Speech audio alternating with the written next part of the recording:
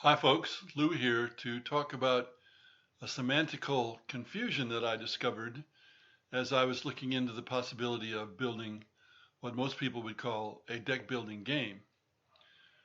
Somebody suggested that that term had been stolen from Magic the Gathering and other collectible card games where you construct a deck.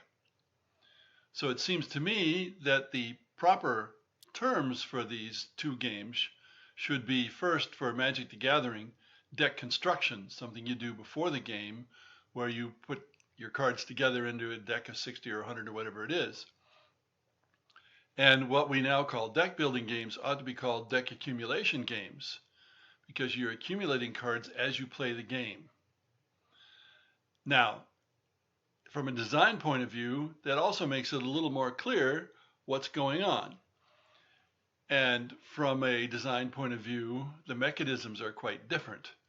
In the case of Magic the Gathering, you are usually spending money to get additional cards so that you have a better choice of cards.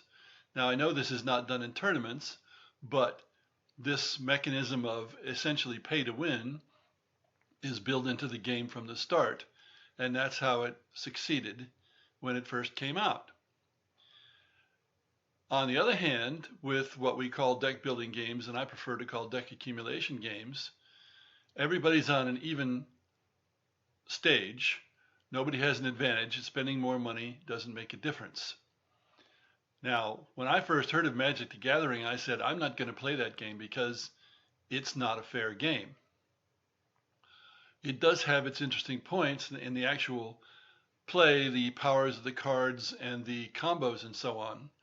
But that doesn't compensate for that pay to win business.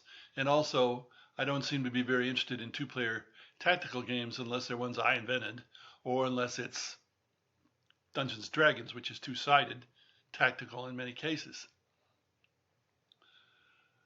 So the deck building games I also have avoided mainly because they seem dry as dust and very much parallel competitions. That is, each player does their own thing and doesn't have to worry too much about what the other players do.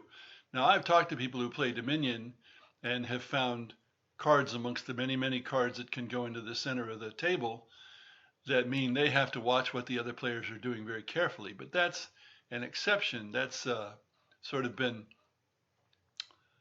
constructed into the game rather than the natural way of the game. So I've avoided that because otherwise the deck accumulation has no analog in reality.